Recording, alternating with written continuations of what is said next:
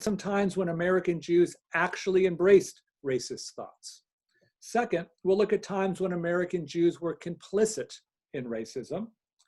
And third, we're going to look at when American Jews benefit from racism, whether they were trying to or not. So we'll go back to the first week. And if you were here, we talked about Jews and whiteness. Today, we're just going to be focusing on white Jews, on white presenting Jews. And if you're interested, I know that it's not recorded here, but if you just type my name in under YouTube with Jews and whiteness, you'll be able to see that and get more information. The experience of African American Jews and other Jews of color amplify what we're going to learn today, and they offer even more perspectives in our understanding of American Jewish history. So I encourage everyone to read up on the many articles and op-eds and publications by Jews of color. They're on the internet. If you want, send me an email. I'm happy to give you some of my favorites too. And I also have a bibliography which is circulating around. We can resend it to, and that also has some recommendations. For today though, and in response to this national reckoning on race, my focus will be on white European American Jews, how we experience history and how it shaped our perspectives today. So our question, how and why have white American Jews supported, complied, and benefit from systemic racism? And the thesis, the process of becoming American over time and place encouraged Jews to embrace the political and social culture around them. Regardless of time or place, that meant participation in racist systems. White Jews leveraged their privilege to achieve extraordinary success on American shores. While it is an important and heartwarming story, and it's true, Jews' disproportionate participation in social justice causes did not negate the influence of their whiteness in their impressive rise. So my career thesis that you've been hearing the last few weeks argues that Jews tend to follow the political culture of the society around them, no matter when or where. And today what I'm going to do is apply that thesis from the last few weeks just to the question of race. So now we'll look at sociology. Getting triggered. Sociologists who study race have described a repeatable and predictable pattern of behavior among whites when it comes to engaging racism. So part of today's lesson is spacing and working through that sociology. So here is my white fragility slide. White fragility, the idea that white people are fragile when it comes to talking about racism. So no worries today, I'm just going to assume all of us have white Jewish fragility. So when you feel it, just acknowledge it, take a deep breath, and keep listening. If you want to know more, of course, you're probably familiar with this book, White Fragility by Robin DiAngelo. It's up at the top of the New York Times bestselling list all summer, and she goes into much more detail. And I'll work through some other sociological concepts around talking about race as we go. The first I'll call yes, but. And maybe it's a preview to what's coming. Yes, but you might say, whatever you said, Professor Dollinger, that was a long time ago. And things are a whole lot better now. Yes, but what you just said was from the Deep South. What do you expect? We don't live in the South. Yes, but that was only one person. Most Jews didn't believe that way. Yes, but there are other documents that say the opposite. Okay, there are, but that's not the point. Yes, but is a powerful technique. It's powerful because each yes, but is absolutely true. And for that reason, it gives us a wide open doorway to walk through. And once we walk through that door, we never have to see what's outside. But it doesn't make the outside go away. It just gives us white folks the opportunity to ignore it. So yes, but will happen. It is so hard to avoid. So when it does, just think back to our moments of white fragility. Name it, acknowledge it, and then keep listening for the deeper lessons we would have otherwise missed. So here's my thesis for today. Becoming American. Over both time and place, Jews have worked very hard to become American. We're probably familiar with stories in our own families, certainly, of learning English in order to become American, of changing our religious practices in order to become American, changing our names, of course. But one more thing that we've also done historically is racism. Becoming American has meant at times outright racism. At other times, becoming American means that Jews have taken action or chosen not to take action that made Jews complicit in the racism that was around them. And then third, as the thesis argues, even if Jews aren't outright racist or aren't even complicit in racism, Jews still benefit from the racism that existed around them. So, here's how I put this together. I was actually asked just after the Floyd murder to put this together for a Jewish organization down in Orange County. And I just picked up this book. This is a book of historical documents that Gary Zola at the Hebrew Union College that he and I put together. And I just started in chapter 1 and started flipping through the historical documents. And anytime I found one related to race or racism, I photocopied it. I highlighted the relevant sections. I made a PowerPoint slide out of it, and then I put it together into this talk. Now, because I had like 3 hours worth of slides, I did edit it down a bit so that we could be out of here, the rabbi said, by 5 p.m. So we'll be good on that. Now we're doing our regular length. So for each document, so what we're going to do is we're just going to walk through historical documents. That's what today is. So for each document, at each time and place, think about that person's identities, the one who's in the document, as a Jew, as a white person, and how it is that they defined what it meant for them to be an American based on that. Think about how supporting, complying, or benefiting from racism helped them to become American. And think about how achieving the American dream, a goal for us and our families, clearly demanded that we comply with a systemic racist orientation. So it's really important to say here, in most of these cases, Jews were not trying to be racist. It just happened. And that's in fact why systemic racism is so deep and so powerful. That's because the American social system is built on white supremacy. If you're white, you win. We often think, at least I thought growing up in the 1970s in LA, that racism demands intent. We think that you have to support the KKK or the White Citizens Council or Jim Crow in order to qualify as a racist. Well, what we're learning now is it's actually much deeper than that. Racism just happens. And Jews as Americans, well, we're in the middle of it, especially as we moved up the social mobility ladder. So even though today's examples will be different from centuries ago or even decades ago, I want us to think about how does becoming American today demand the same sorts of choices that our ancestors faced in earlier times and in different places. So we'll start with the very first slide. This is from the 17th century, the 1600s. It's Recife, Brazil. And this is where the first American Jews came from. What did it mean to be an American Jew in the colonial period? How would these Jewish immigrants act in their new surroundings? When and where did racism intersect with Judaism? To give you some background, there weren't a lot of American Jews, even as late as 1776, right, the first day of the United States. We're thinking there are only about 2,500 Jews in America. Some scholars say they're up to 5,000. Most all of these Jews were Sephardic, and they lived in port towns and port cities. Charleston, Newport, and Savannah were actually major population centers of Jews in the colonial period, as well as New York, Boston, Philadelphia, of course. Because Jews were so small in number and Sephardic and living in ports, they tended to make their living in trade and commerce. So there were Jews in ports across the Atlantic, in the Caribbean, and here Jews could trust other Jews to do business. And it was really good. If you were a Christian business person in the colonial period, you wanted to let Jewish shippers ship your goods because you knew that they were trustworthy. Because if anyone in the transatlantic trade was going to, break a rule or do something wrong or steal something, they would be not only purged from business, they'd be purged from their religious group and maybe even from their family. So that's great.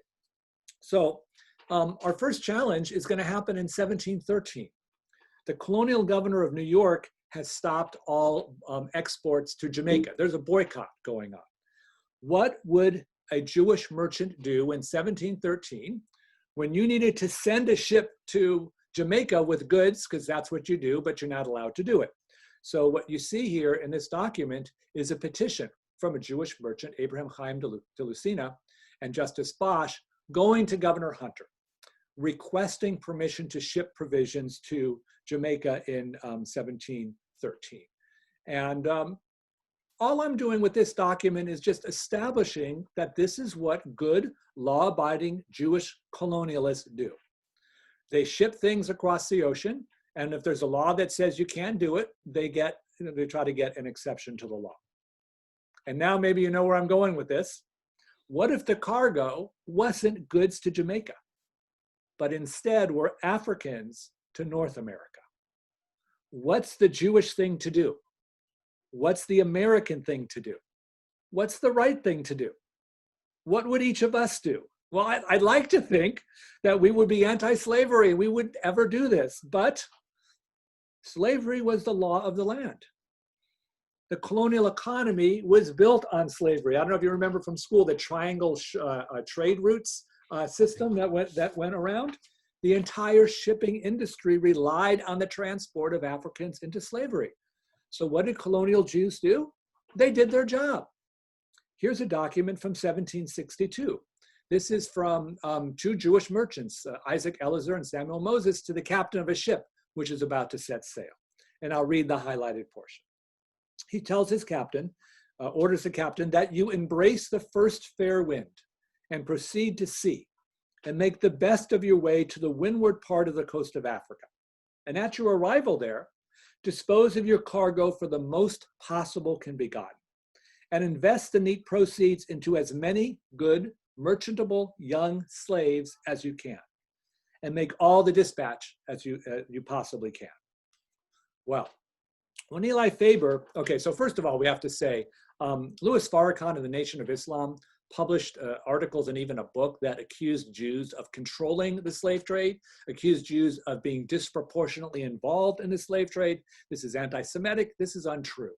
Eli Faber, one of my colleagues, actually wrote an entire book debunking this Nation of Islam claim. So if you're really interested in Jews in the slave trade, look up Eli Faber's book because it's excellent.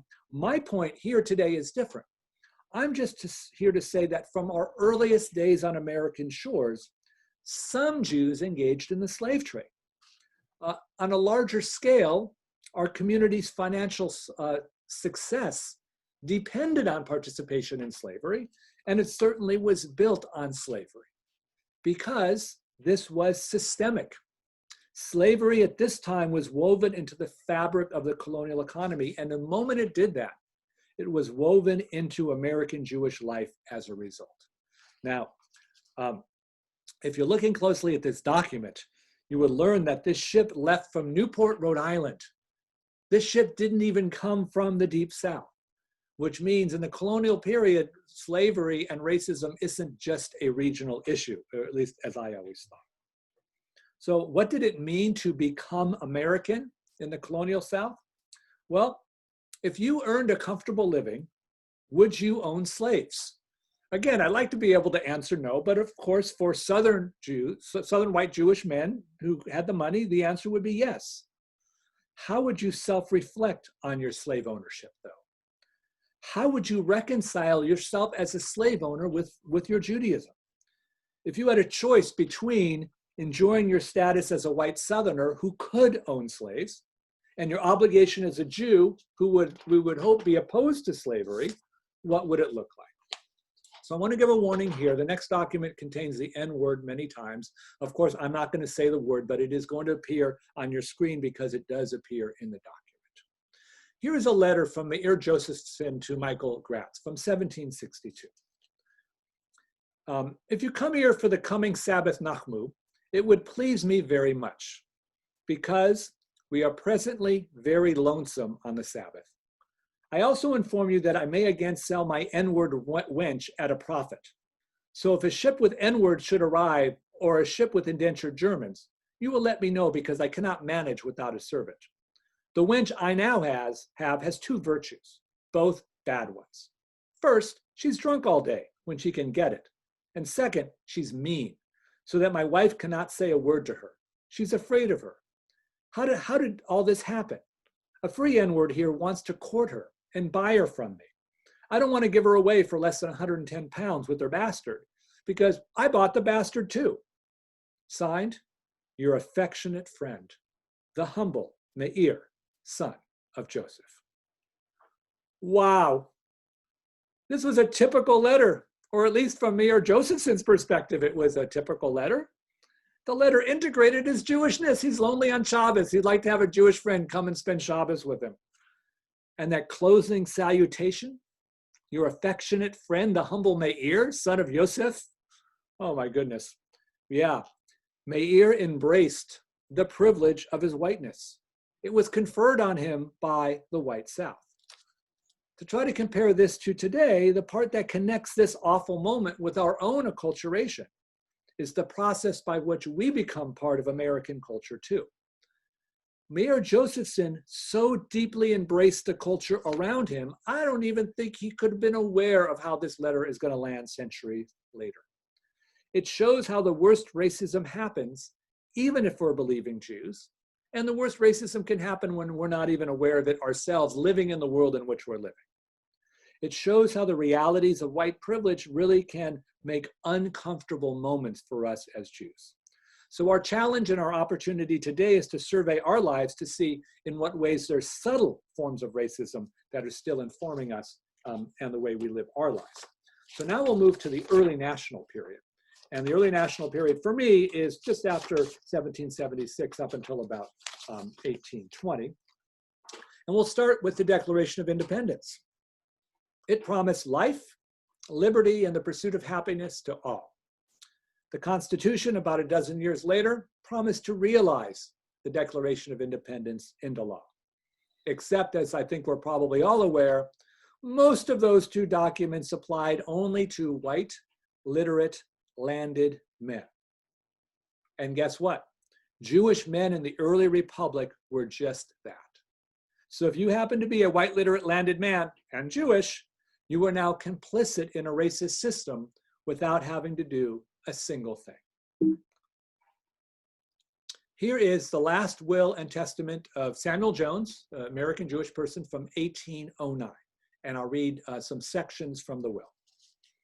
After my funeral expenses and my lawful debts are paid, if I should not emancipate my Negro woman Jenny and her son Emmanuel during my lifetime, it is my desire that my executors do emancipate my Negro woman Jenny and her son Emmanuel, and give to Jenny my bed sheets, bedstead, blankets, tables, pots, plates, chairs, looking glass.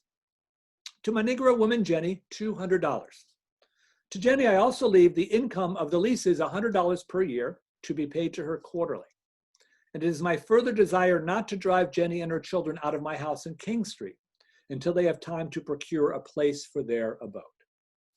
Okay, how do we analyze this document? So first, it's notable that Jenny is getting more money than any other person and more money than any organization, if you read what I didn't read out loud. Jenny's son, Emmanuel, is getting money too. Jenny gets his bed sheets. His bed sheets? Why his bed sheets? Well, scholars who study this period and this document have concluded that Samuel Jones is Emmanuel's father. Jenny cannot consent to sexual relations. This was rape. Today, we know it's wrong for men in the workplace to have any sort of sexual relationship with a subordinate. If there's a power differential, we know there's a problem. Well, this was slavery. Jenny wasn't a citizen. She wasn't a person according to the law. This was not romantic love. If this was love, then Samuel would have freed her, and he didn't. If this was love, Samuel would have moved with his family, I don't know, to the north, or homesteaded in the Midwest, or maybe went to the Caribbean or Europe or anywhere where they could live together. But he didn't. While we think being Jewish makes us different, I argue that in America, we tend to be more the same than we like to think. Becoming American encourages us to copy those around us. And to be totally blunt about this, what's wrong with raping an African-American woman you own in slavery? And that's actually a serious question, because Thomas Jefferson fathered multiple children with Sally Hemings. She could not consent either. And he's the one who wrote the Declaration of Independence. Are we actually expecting Samuel Jones to act any differently than Thomas Jefferson in the era in which he lived? With our founding fathers, our nation's quintessential Americans themselves owning slaves, who could expect American Jews to call them out and act any differently?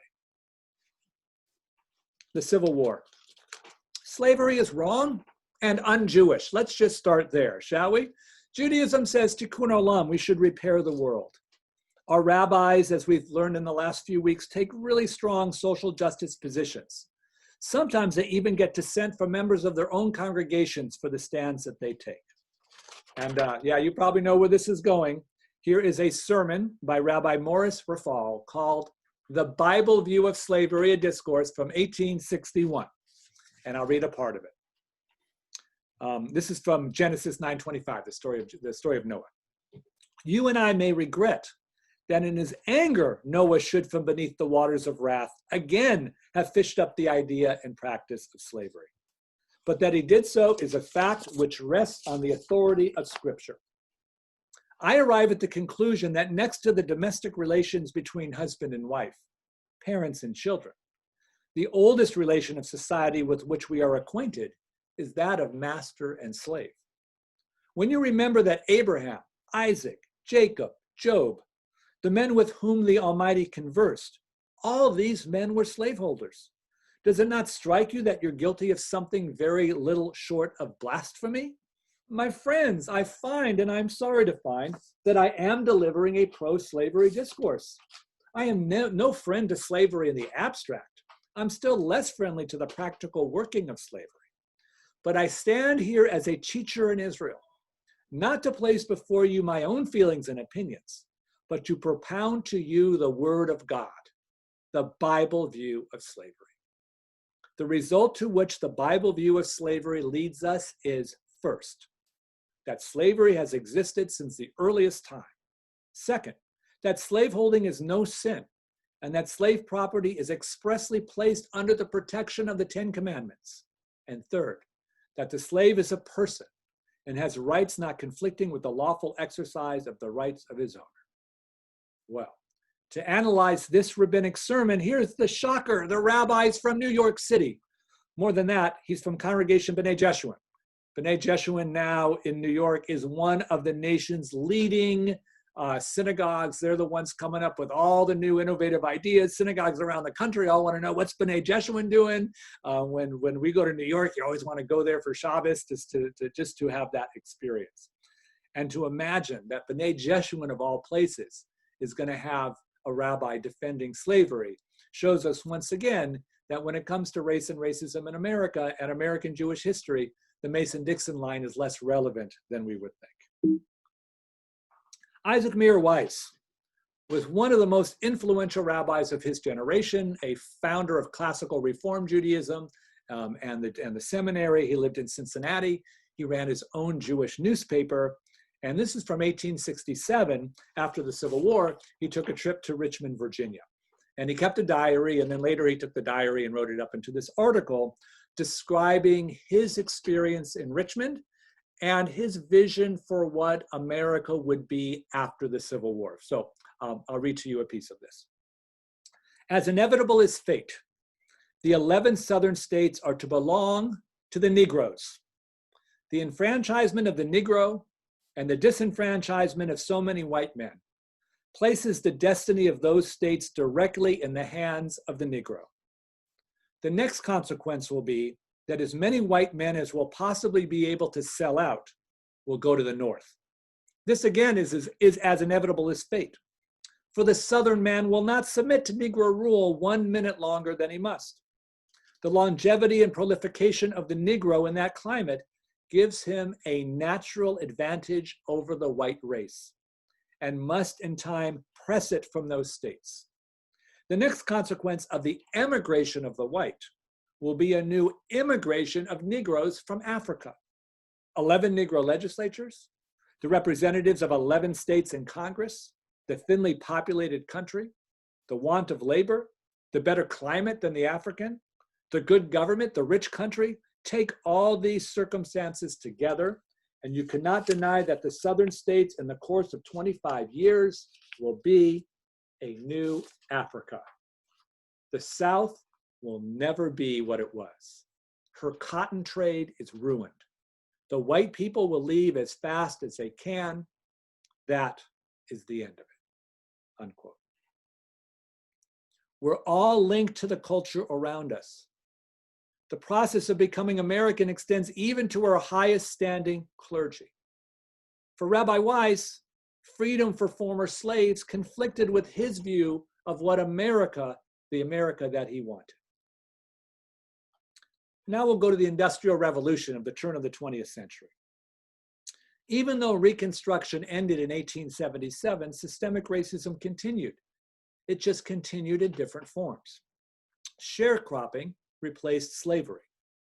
Lynchings maintained the terror of slave times. Poverty crimes invalidated the 13th Amendment and began what would be today mass incarceration. While we typically think of this as Southern and not Northern, as non-Jewish rather than Jewish, the institutionalization of racism knew no such boundaries. So we'll go to the Triangle Shirtwaist Factory in New York City. Best known, or I think worst known to all of us, as the site of that horrific 1911 fire that killed 146 people, mostly Jewish women laborers. And we typically learn about this as a labor story. Unsafe working conditions led to the fire. Lack of exits led to the deaths. It was built on a capitalist system that preyed on new immigrants who needed the work. We learned that Jews were leaders of the union movement that helped them. All good, right? Well, it turns out not so much. We know the Triangle Shirtwaist was a class problem because it was about rich factory owners and poor immigrant workers. We know it was a gender problem because Jewish women faced the worst of these working conditions. It was a systemic race problem too. Triangle Shirtwaist Factory and other factories used cotton to sew. That cotton came from the South. The white slave owners who sold the cotton got it by exploiting black sharecropping farmers. The Northern economy could not operate without its reliance on a racist Southern economy. And here's another complication. I'll tell you, 241 textile factories existed in New York City in 1885, the beginning of the big migration of Jews. Of the 241 factories, 234 were owned by Central European German-speaking Jews. Almost every textile factory in New York City was owned by Central European Jews. So management and these labor management splits, management was Jewish too. This was a Jew versus Jew situation. This is what becoming American meant in turn of the century New York City. And it's certainly not what we remember. It's not what I remember growing up. We've erased the inter-Jewish part of the story, and we erased the sharecropping economic racism part of the story, and turned it instead into a story of Jews leading the labor union charge. But alas, it gets worse. Even when Jews did support labor, it was done in racist ways. This is another Rabbi Weiss, Rabbi Stephen S. Weiss, who studied him later in his career. This is from 1919. And it all seems well and good because he's supporting organized labor. And when he's making this statement for organized labor, he has to choose between two different labor unions, the AFL, the American Federation of Labor, and the IWW, the International Workers of the World, otherwise known as the Wobblies. Well, as it turns out, he decides to go with the AFL over the Wobblies. And if you have any labor folks or labor scholars here, you probably know the reason why. The AFL was a centrist organization. The Wobblies were communist. And he's not going to support a communist labor union, except that the AFL was a racist union. Now, some of its chapters permitted blacks to enter, but nationally it didn't. And by and large, it was a racially exclusive union. The IWW was not racially exclusive. It was inclusive of black workers. So here, when one has to choose between labor rights and racial justice rights, Stephen S. Wise goes down on the labor side at the expense of race. One moment, let me see where we're at. Okay, FDR, the New Deal of the 1930s. This is a great time for American Jews. It's ironic, the Great Depression was a good time, but FDR brought in more Jews into the government than any other president. FDR embraced Jewish ideas about poverty. Isaac Rubinow, who is a Russian Jewish immigrant, he actually helped write the Social Security Act of 1935. And in fact, a few years earlier in 1930, Isaac Rubinow went to the National Conference of Jewish Social Workers. And he made a speech which he called, "What do we owe Peter Stuyvesant?" Peter Stuyvesant was the Dutch colonial governor of New Amsterdam in 1654. And back in the day, Jews agreed that they would take care of their own and not go on welfare, basically, in exchange for the right to settle in North America. And now in 1930, Isaac Rubinow's asking American Jews, what do we owe Peter Stuyvesant? Well, we don't owe him anything. Now is the time for American Jews to get involved in government relief work, right? So here's what he says. Jewish poverty is not a result of intergroup conditions. It is part and parcel of the whole economic and social problem of wealth production and wealth accumulation of the country as a whole. The expectation that the problem of Jewish poverty can be met individually may be hoped to be eliminated irrespective of those general economic factors. That's an expression of excessive group pride, which is uncontrolled by scientific research and thinking. You see, for Rubinow, he wanted American Jews to, it would be 3 years later, join the New Deal and get involved in understanding that they are part and parcel of America. And in fact, it would be a really good thing for American Jews to let go of taking care of their own and join the emerging New Deal because they were able to get support. Right here, you can see in 1929, the number we have at 1.92 million that Jewish agencies gave out, that's 100%. By 1932, even as the Depression is just in its beginning times, we've already doubled expenditures to 206, and in 1933 up to 210. So, and by the way, in 1935, it goes back down, but that's mostly because Jewish agencies were relieved of those responsibilities, and all that money ended up going to federal government agencies. This is great for American Jews. Jews have become American in the 30s because now they're getting aid and support from the government, as all Americans are getting aid from the government, except not actually all of them, because as it turns out, African Americans did not get New Deal support nearly as much as white Americans, because for FDR to get the southern states to agree to support him politically, he had to agree that they would decide where the New Deal dollars go. And to be sure, southern white politicians were not giving money to African Americans.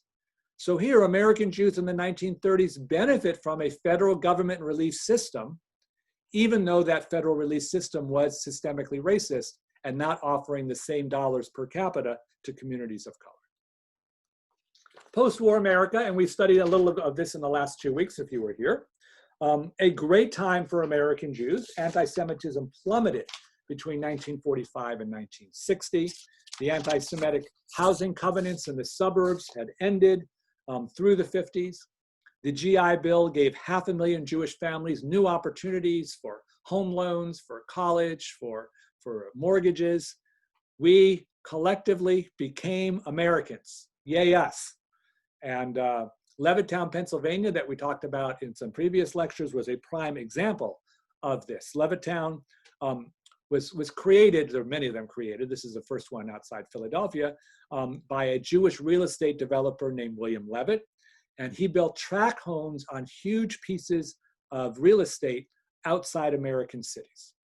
And now that cars were becoming popular, you could commute back and forth to the city or just get a new job in the suburbs. And this opened bigger houses for less money to more people. And here is an oral history of an early Jewish resident of Levittown. Quote, "It was the talk of the Jewish community in Philadelphia. Because who would think of buying a house with $1,000 down or $500 down? Levittown became a heavily Jewish-seeking area because immediately Levitt gave a beautiful piece of property to the conservative synagogue. Eventually, they gave ground to the Reformed congregation too. I never experienced any discrimination in Levittown because I'm a proud Jew. But as a matter of fact, my mission is to educate not only the Jews, but the Christians. Most of my friends who are Christian, I teach them Bible, so I don't hide the fact that I'm Jewish. Well, that's a lovely personal story. No discrimination. Well, wait a minute.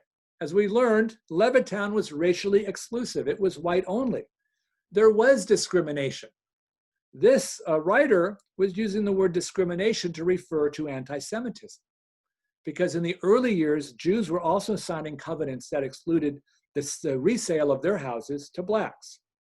So here is a case when the American dream was also complicity in racist housing.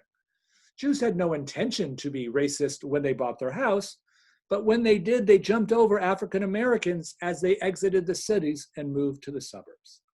Supporting home ownership meant supporting racism. Now, I'm not going to walk through this document because we covered much of it 2 weeks ago, but here is the National Jewish Community Relations Council, the NACRAC, in 1955 did a study where they concluded that suburban Jewish organizations were tending to follow the racial exclusivity that existed in those communities before Jews were permitted in. That, in essence, becoming American for white suburban Jews in the 50s meant living lives that were based on the same sort of racial exclusion that existed in the suburbs and, of course, in the Deep South before that. This is my favorite image or slide. It's hard to have a favorite one given to the topic, but if a picture can tell 1,000 words. So this is from a slideshow. Some of you may be old enough like me to remember when you went to school and they actually had slideshows. And this is one of the slides from the 300th anniversary of American Jewish history. This is put out by the Reform Movement, then called UAHC, now called URJ. And I love this image because that is the history of American Jews over 300 years in one picture. And look, it starts with the Pilgrims. The Reform Movement, American Jews are now casting their lot as pilgrims. And then I think that's maybe Thomas Jefferson behind. And there's a guy with a rifle. Maybe that's David Crockett. If you go 2 behind that, that kind of looks like Abraham Lincoln, right? So forget that the first Jews didn't arrive until 1654. Forget that Central Europeans, it wasn't until the 1840s or the 1880s for Eastern European Jews. Now American Jews actually trace their lineage right to the Pilgrims. Jews here are definitely white. They're definitely fully integrated. So what are the consequences of Jews internalizing a Pilgrim origin story and now making it part of the film strips they're teaching their youth? What are the consequences on ourselves as Jews, as Americans? Well, supporting a multimedia presentation about American Jewish history meant supporting racism, because this is putting Jews in white America. And I would say African Americans could not have this film strip on their 300th anniversary on American shores. And of course, we know now that Jews of color aren't even a part of this Jewish film strip on what American Jewish history is. We covered this last week, so for those who weren't here, I'll just remind you that in 1947, Stephen S. Wise went to the United States Senate Subcommittee on Education, and in this statement, he defended segregated schools. Now, as we remember, he did it because he's trying to get federal aid to education in some places, but we also know that he had to do it in order to make a compromise with the white South. So he had no intention to do a racist thing, and he did end up helping lots of school kids getting more money, and he ended up complicit in American racism by doing that. You remember from the beginning of the second week's lecture, we talked about Richard Winograd. So just in case you weren't there, this was this northern rabbi who went south and said, I was not fully convinced we had a right to place the Jewish community of Birmingham in a more dangerous position than we are willing and able to place ourselves. In weighing the morality of this particular aspect, he said the scales were very even. So we see here, even Northern Jews fighting for civil rights understand that Southern Jews are in a much more vulnerable position. And when they are not going to support the civil rights movement publicly, or even be racist privately, Rabbi Winograd understood that he was not in a position, even as a rabbi, to criticize it, because I think he understood that becoming American means you tend to be like the people around you, even if it seems as if those views are contrary to what we would imagine Jewish life to be. So this document is actually not in the book, but I wanted to add this. This is a page from Dr. Martin Luther King Jr.'s handwritten letter from a Birmingham jail. I learned this document as first, like, it's a famous civil rights document, the letter from a Birmingham jail. You should read it, right? I think most of us have probably heard it. And I read it thinking this was just like another one like the I Have a Dream speech. But later in graduate school, I read it more critically and understood that this was actually not a letter criticizing Jim Crow racists in the South. This was a letter criticizing white moderates, Christian white moderates and Jewish white moderates.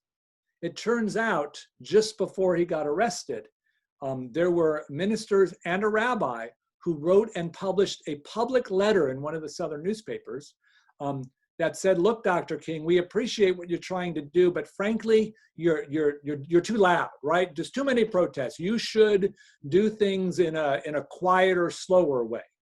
And he was so upset that the religious figures he assumed were going to be on his side were not only not on his side, but actually published a newspaper ad criticizing the civil rights movement, that the letter from a Birmingham jail was actually a letter to those ministers and rabbi who signed it. So here is a piece of that letter.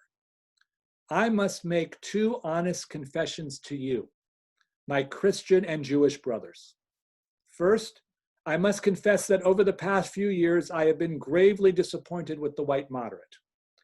I have almost reached the regrettable conclusion that the Negro's great stumbling block in his stride towards freedom is not the white citizen's counselor or the Ku Klux Klanner, but the white moderate, who is more devoted to order than to justice, who prefers a negative peace, which is the absence of tension, to a positive peace, which is the presence of justice, who constantly says, I agree with you in the goal you seek, but I cannot agree with your methods of direct action, who paternalistically believes he can set the timetable for another man's freedom, who lives by a mythical concept of time, and who constantly advises the Negro to wait for a more convenient season.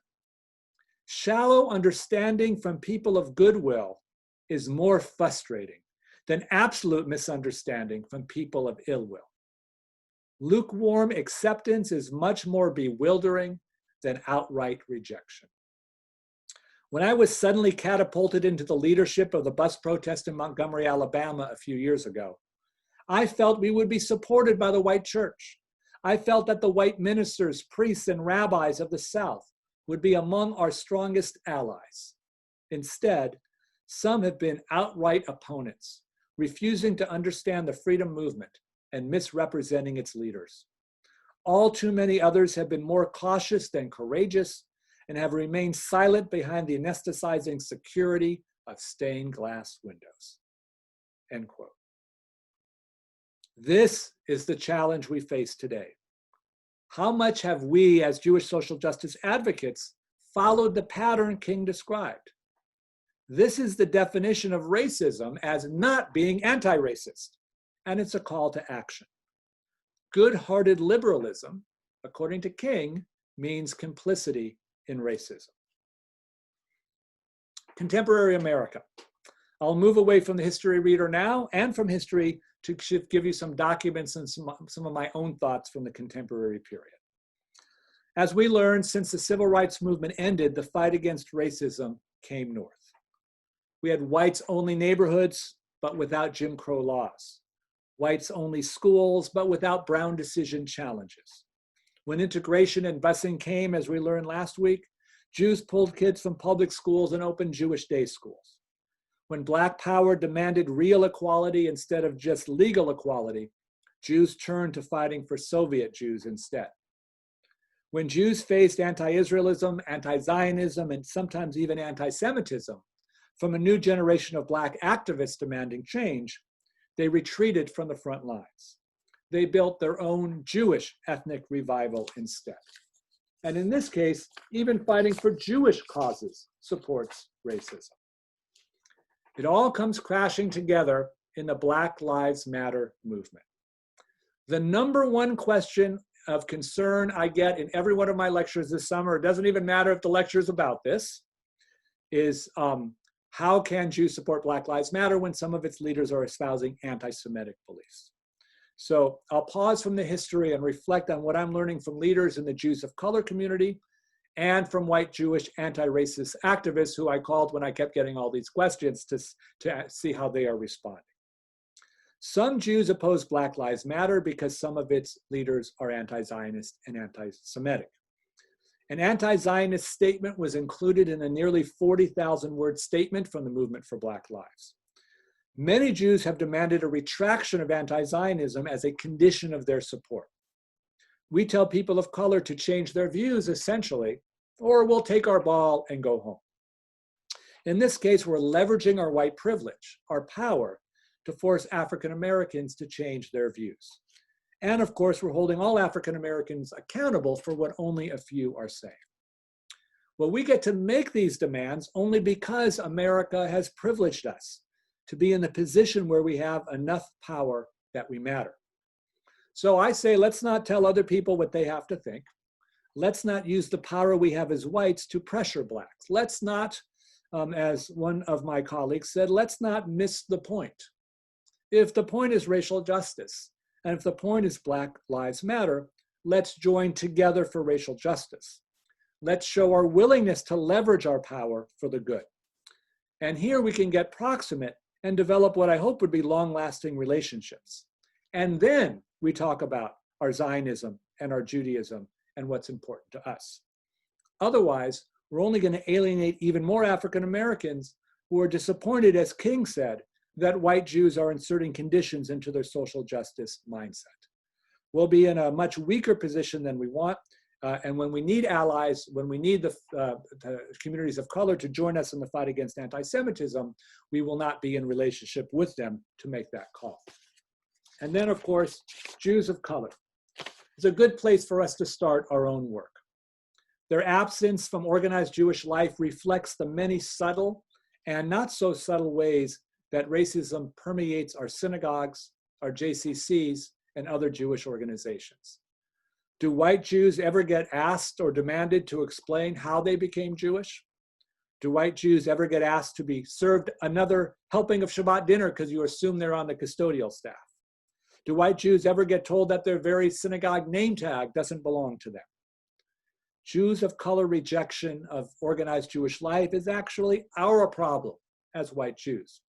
We created it and perpetuate it. How welcoming are our synagogues if a Black or brown Jew has to think about how they're going to make an approach to the armed guard standing outside our door, or even an unarmed guard standing outside the door? How much are we losing because our lived Jewish communities don't include the 12 to 15% of Jews of color that are expressing their Judaism elsewhere? While humanity and Judaism demand that we address systemic racism for our fellow Jews, for Jews of color, we also need to understand that we're addressing it for ourselves and for the whole of the Jewish people. We lose if we don't get to live in our diverse community as it already exists today. So to end on a hopeful note, this moment offers an opportunity for a new approach to racial justice.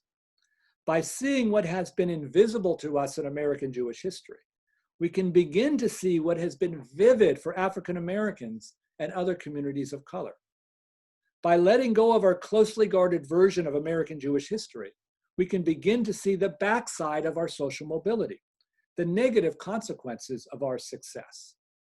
That knowledge, that consciousness is where we need to be to start the process of dismantling a system that privileges white Jews over communities of color. And in the best possible way, we can prove Dr. King's upset about Jewish moderates in his letter to a Birmingham jail wrong, while at the same time we prove his vision of a diverse America absolutely right. And for that, I thank you all for your willingness and your openness to listen and to learn, and I'm eager for your questions. Rabbi, I turn it to you. Okay, so first, Professor Dollinger, again, thank you so very much. Yes, so please, people, you can start asking questions. I already have a number, so let's just dive right on in. So one question received early on, and I suspect there'll be a number more that'll come up, and especially in terms of, I know people have a lot of strong feelings about the Black Lives Matter movement, and I also have my own feelings as well, so I'm sure there'll be a bunch of questions about some of that. But some of the earlier questions, I want to get to those first. You know, you talked about the complicity of Jews in the racism that's a part of our American history. But if you extend that argument, what would you say about Jews complicit in the rise of communism and fascism in the early 20th century? I mean, does that mean that we as contemporary Jews, you know, are complicit in these totalitarian movements? I mean, it's because the issue of complicity is so slippery and can take in so much that I question, and as do others, in terms of things that are coming, how one would deal with that in these circumstances. Yeah, thank you. So the question is, what are the rules? Who gets to decide the rules? And who benefits from the rules, ultimately? Now, the rise of communism, at least we're talking about the United States, I don't think that would apply because those aren't the rules. If we're looking at the rise of communism, the Bolshevik Revolution, and there was a disproportionate Jewish involvement in the Russian Revolution too, that's a separate question. But let me focus on the US. The beautiful part, it's not beautiful, but just intellectually beautiful part about complicity, and what makes it so tricky is none of us have to want it. None of us have to do anything to get it. But if the rules are written in a way that white people generally are going to do better than communities of color, then by definition, by just existing, by breathing in and out, by going to school, by going to your doctor, by taking advantage of the way the system is set up, then we are complicit in it. So this is the key flip in the definition of racism. From earlier era, when you actually had to believe racist thoughts to be a racist, to a new idea that if you are even benefiting from it, then you are a part of it. In fact, then the argument is one would need to be an anti-racist to take action against it.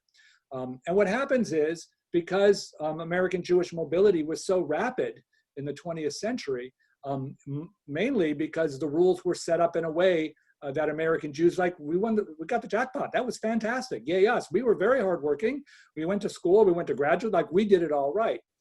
And we did it all right in a system that rewarded us for doing exactly what we were doing, in a system that does not offer that to everybody. So because of that division or split, that's really the new version we're looking at. And that's where the notion of privilege being conferred comes. Right, but just push that a little bit further. I would use that argument to say then there's a whole bunch of African Americans who are complicit in racism as well.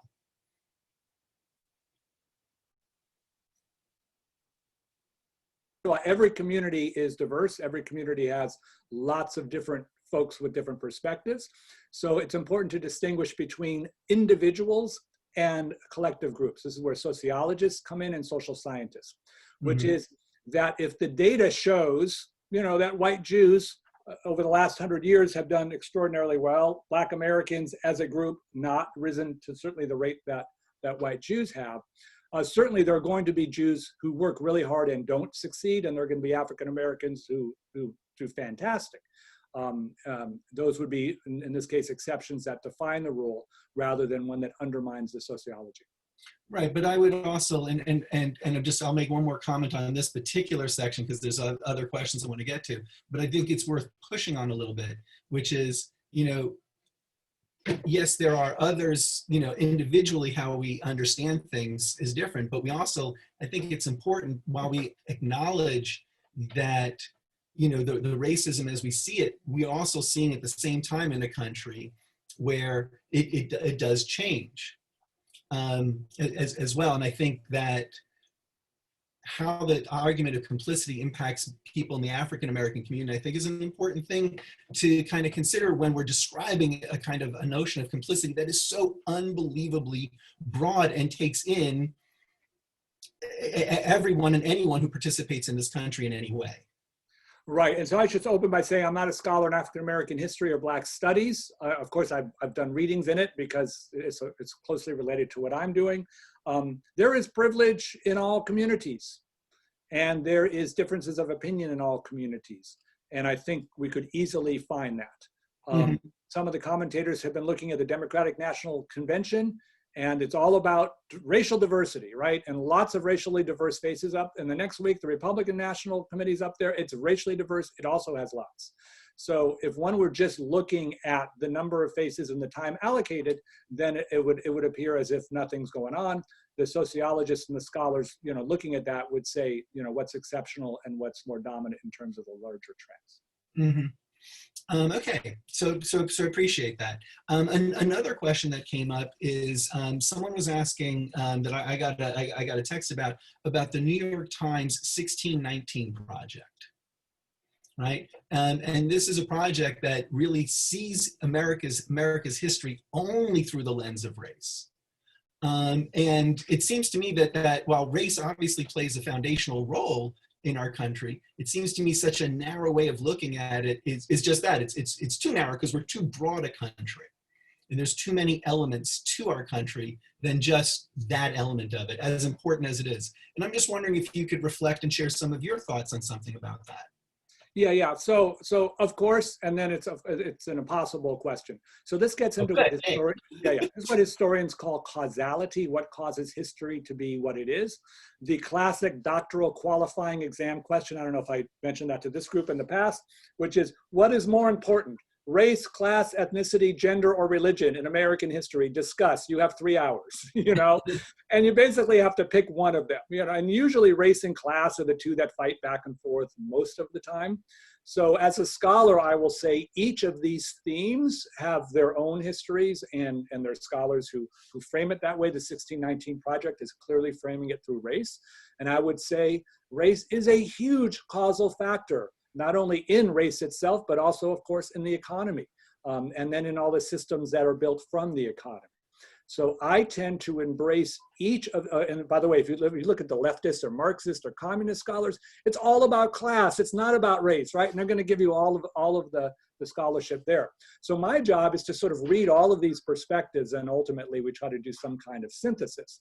So today's focus, especially because we're responding to the racial protests in America, is to look at the racial line, to look at the 1619 impact, and certainly to look at it in ways that most of us probably haven't before, so that at the end of today and the end of these 4 weeks, you will all have been sort of brought along much better on that side. And then if you want to go for a class, you want to go for gender, you want to go for one of those other ones as well, great too. It's called determinism. That's a sociological phrase.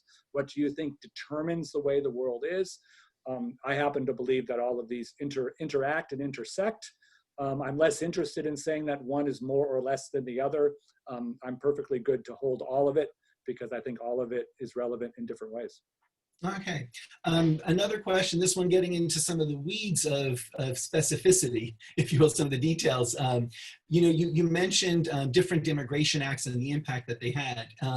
And the question was, one question came about the 1924 Immigration Act, which was a product of Southern white racism. Did that indirectly or directly cause the death of millions of Jews, European Jews, in terms of the restrictions that it put on?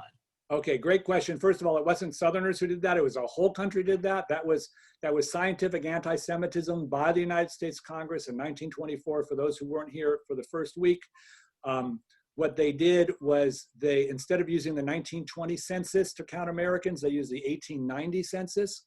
And then they instituted a very strict quota on the number of people from each country who were permitted. The effect of this was to keep Southern and Eastern European immigrants out of the US and to have only Northern European immigrants permitted, because they considered Northern Europeans to be good genetic stock, and they considered Jews and Italians and Greeks to be bad genetic stock. So that was the background. What was the question again? The question was the impact directly or indirectly on the death of Okay. Jews, Yeah, Ethiopian this is Jews. horrible. Right. So of course they didn't know it at the time, because in 1924 they don't know what's going to happen in 1933 when Hitler comes to power. And it's true, with the benefit of hindsight, the 1924 Immigration Restriction Act probably caused the deaths of tens of thousands, if not hundreds of thousands of Jews or more, because by the time Jews in the 1930s were the early ones trying to get out when they saw what was happening, the United States was not letting them in. And it was worse. Not only was the US not letting them in because there was a quota, because there was racism, there was anti-Semitism, it was based on racist ideology in the State Department. They weren't even filling all of the quota slots. Sometimes only 10% of the quota slots were filled. If you're interested, David Weinman of blessed memory wrote a book called The Abandonment of the Jews. And that's this story. It's also, if you don't want to read the book, a 1-hour PBS American Experience movie. You can find it on a streaming service and hear that story there. Okay. And just coming forward to a little bit more of the present, one question that I got was, how might you suggest Jews integrate into a more racially diverse America? Yeah, thank you. That's a big question, and it's one that as a scholar, that's like not my field, but that said, I've been bouncing around these circles for the last few months now, so I'll share with you what I've heard. And what I open with, first, we need to pause. You know, like, this is a moment, what's going on now, and you've all paused. And then we need to have some reflection, and the fact that you're here now is a sign of the reflection and the education. So you're on the first 3 steps, which are great. The next is proximity, to get proximate, to get close to communities of color who are involved in whatever aspect would interest you, if indeed this is interesting to you, to get involved. I've learned the importance of centering communities of color and moving white folks, especially white men like myself, more to the side. Part of the earlier challenges in the Black-Jewish Alliance was the fact that it was sort of, white liberals or white Jews sort of, telling Blacks what they want and when they want it. And that's what Dr. Martin Luther King was saying in the letter from a Birmingham jail. You can't tell us the timetable for our own freedom. So it's about centering voices from communities of color, listening to their experience and their definitions and their understandings, and then supporting them in what their action plan would be in order to achieve what they're looking for. Okay, so along those lines, I want to come back to something that you were saying about the Black Lives Matter movement and its anti-Semitism, right? So here reflecting on a question that someone had asked me actually during the week, not even yet in the chat box, but I understand what you're saying and why some people will be like, look, Black Lives Matter because of not just the anti-Semitism of few leaders, right? But the anti-Semitism, the outright anti-Zionism that's articulated very explicitly in a number of locations, why some people be like, I will have nothing to do with it. And I understand that there'll be some people who'll be like, well, you know what, I'm willing to compromise there. And that for whatever reason, I feel like I can take that in and go forward with it and I'll redress it later. Okay. But how does one deal with the issues of when you can't even express your Zionism, right? It's one thing to say that, look, there are certain parts of it that, and you may say, and others may say that it represents a small minority, it's a small part of the platform, but it doesn't feel small to many of us when, Jewish groups who want to be supportive are actually actively silenced by this. And by members of the Black Lives Matters movement. So how does one navigate that element of it? Yeah, thank you. Well, so let's deconstruct what you said. That was excellent, because you sort of put together 5 or 8 different arguments into one really nice narrative. So I'd like to, as we do in academics, deconstruct the narrative. What are we saying and what are we doing? Those are the fundamental questions here. First, there is actually no such thing as Black Lives Matter as an organization. It's a slogan, it's a hashtag. And this gets confused often. There are a number of different civil rights, racial justice organizations that rally around the slogan Black Lives Matter. And there have been a couple times they try to get all those groups together to have kind of a meeting. One of those groups is called the Movement for Black Lives. That's not Black Lives Matter. It is a separate organization. They're the ones that put the 40,000 word statement up. 3 of the people in that organization wrote the 200 word anti-Zionist / anti-Semitic part. So the first thing is we have to be careful about universalizing one organization into all of them and 3 people in one organization for that organization, especially if doing that is going to be the cause for white Jews to withdraw from civil rights movement and from racial justice. Some of my Jews of color friends have remarked to me, in their entire lives and all of their work with white Jews, if they had to like stop working with white Jews because white Jews said or did something that was racist, they would never have any interactions with white Jews. And in fact, in the reality of their world, guess what? There are going to be people that you disagree with. So the truth is, and now let's talk about those who are anti-Zionist, because there's an anti-Zionism in the left that started in the mid-60s, and it is there. And there is a connection between anti-Blackness in America and opposition to Israel in the Mideast. So yes, right? And by the way, that's some, not all, and that's actually a smaller group rather than a larger group. So the folks that I'm talking to are saying, let's join in. Now, Rabbi, you mentioned, what if you can't bring your Zionism in? So this, I think, is a reflection of the Dyke March a few years ago. And this was a particular march from a radical leftist group that did not permit Israel flags to be flying at their march.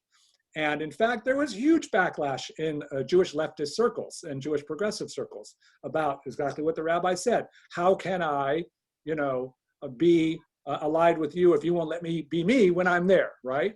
So, first, and that's actually not the dominant message, and that's not actually what's happening in America. So what happens is those fringe groups get universalized and enlarged, and then placed as the rationale in order to hold back.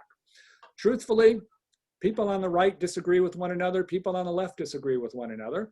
And the theory is, let's all get together on what we can get together on, let's sit face to face and talk about what we don't, and that's a whole lot better than not doing that. Because in the biggest sense, if you're a community of color in America and you're a victim of racism, like, you have no choice, like, you're in the fight. And the question is, to what extent are those who are not facing that every single day going to be in the fight at all? And are they going to put up conditions? I'll tell you that I teach at SF State, one of the most anti-Zionist universities in the country. And my informal job is, for Jewish students and Jewish life on campus. So I spend a whole lot of time engaging with colleagues who are anti-Zionist, trying to maintain dialogues with them and engagement with them so that I can always express who I am and what I believe. I will listen to what they say and what they believe. And then ultimately, when we both agree on stuff, let's get some good work done, rather than have one side or the other walk away from goodness because of something else. Mm-hmm. So Professor, I do hear what you're saying, though I think that, and this would be more of a dialogue between us, so I will not get into this dialogue because it's meant to be questions, but I do think that, I do think, at least for a portion of the community, there need to be other outlets, because I understand what you're saying when you say it's a small group. But if we're going to talk about complicity, right, that's a small group that a lot of Black leaders are not actually responding to. So if we're to take your arguments about complicity seriously, then they are being complicit in the anti-Zionism and the anti-Semitism, because at least from where I'm sitting, and maybe, my information streams are narrow, so I might not hear it, but I'm not hearing a whole bunch of pushback. Right. So so doesn't, by your argument, doesn't that make them complicit in this? And I think that's, and I'm just saying that because I think that's the way a lot of people feel.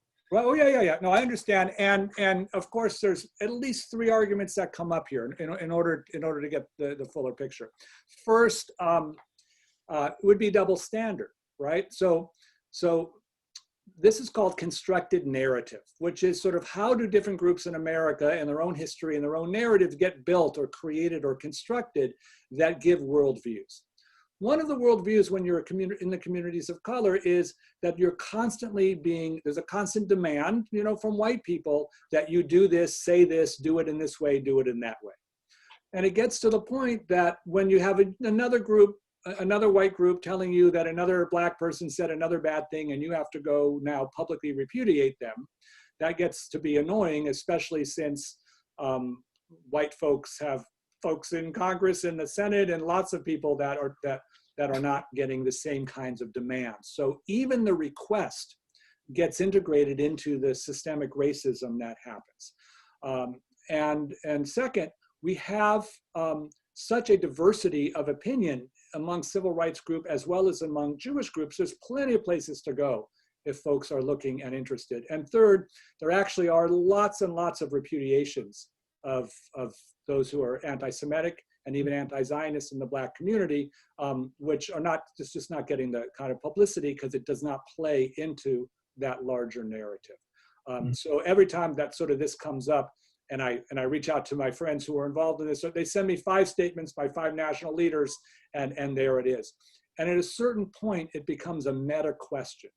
Are we going to be more concerned with these sorts of tests, or are we going to do what it is that we believe in? And if we do that, and then engage these problematic moments when they come up, all the better and all the more important. Okay. So I have two final questions based upon our time and just the questions as they're coming in. So one is the following. Gosh, I don't know which one to ask first. Okay, we'll go it this way. So you've been talking about how Jews have, in our desire to be part of America, have in a sense become part of the American story, and that American story has huge elements of it that are problematic when it comes to dealing with racism. Or not dealing with racism, depending on how you want to look at this. So we often say, or we ask, is it good for the Jews? Is it good for the Jews, right? So based upon what you're talking about, the question is it good for the Jews be counterproductive to Jews and to an evolving America? Oh, so give me a specific on that, on how you're defining what's good for the Jews. Okay. My answer is yes, being good for the Jews is good for America, but I don't think that's what you're asking. Well, I think, and here I'm asking the question, so I don't have the example until the person actually types it and gets sent to me. But, but I suspect what's happening is, so much of what has been good for the Jews has been a matter of being included. Oh, right. Yeah. You're challenging that inclusion thing and saying, yeah, that might be good for us, but in some other ways, at least it presents us with certain problems. Right. So, right. So yeah. So first, the thing that we've always asked is now actually something that might be more problematic than we may have realized. Right. Right. So first of all, America's been great for the Jews, and white supremacy has been great for Jews too. That's my point. We need to fight it first because we have Jews of color in our own community who are not enjoying and have not enjoyed these benefits. So even within and among Jews, we need to fight for this. And second, if we are looking at being justice-minded people, then certainly we would want to advance justice for everybody, because that would be great. And since American Jews have done so well in this country as an appreciation to America, it would be great if we could bring in and include all of the diversity of America and all of the rewards that we collectively have been able to achieve. Okay. And by the way, the first title or the second title for the Black Power book was "Is It Good for the Jews?" So that was actually the whole question of the book. So I appreciate it. Okay, so the last question, and this is the kind of question I like to ask anytime we have a speaker, which is, okay, so we've heard your point of view, we've heard your perspective, and we've seen historical documents that show us that whatever we thought about Jews and race in America, it's just more complex. It's obviously far more complex. I think a number of the documents that you've shown are shocking to some of us because we just don't think of ourselves that way. Okay, all well and good. Give us a sense of what someone who disagrees with you says. Right. So, with the documents. I'm not interested in what a commentator says. I'm not interested, left or right. I don't care about that. Using the documents, what do other people say and how do they frame the question that's different than the way that you framed it for us? Thank you. There's 2 words. One is exceptionalism and the other is applicability. I'll explain. Exceptionalism. Were American Jews different? Was America different and better for Jews than any other time and place in American Jewish history? So most scholars say yes, that this was an exceptional place. One would disagree and say no, that they don't think that this is particularly exceptional, because these documents I gave are not applicable. That would be the argument against, which is to say that I am making the case that these documents show that every Jewish person becomes American, that's the phrase, right, acculturates to America, in their time and place. And I looked over all sorts of different times and places and ran it through the becoming American to apply the same standard, in this case, white privilege, to all these groups over time and place. You would argue there's no applicability. There's no applicability of being a white slave owner in the South to being a 21st century suburban American Jew. That was that experience, this is our experience, and there's no connection. I am arguing, yeah, there's no connection historically, there's no connection regionally, there's no connection over slavery because we don't have slavery. The connection, I would argue, and this is where you could agree or disagree, is that when we decide what it means to become American, there are unexpected, unintended implications that come from that. And those implications have us as part of white society.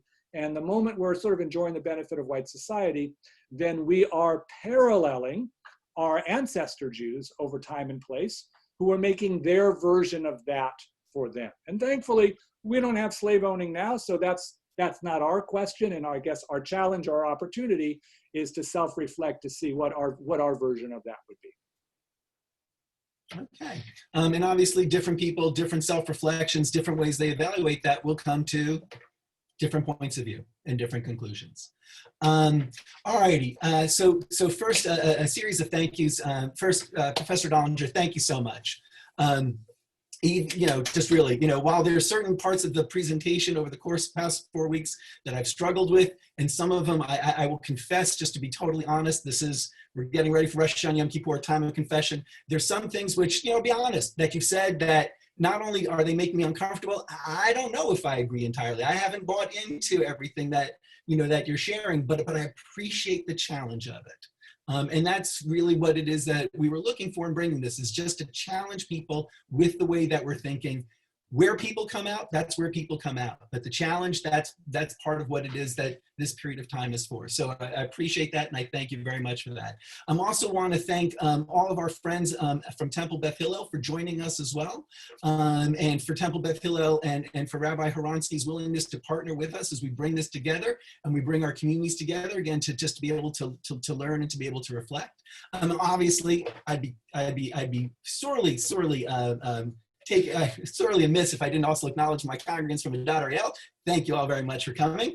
We still got, we're still territorial, man. We're still territorial. We're doing things together, but okay, anyway.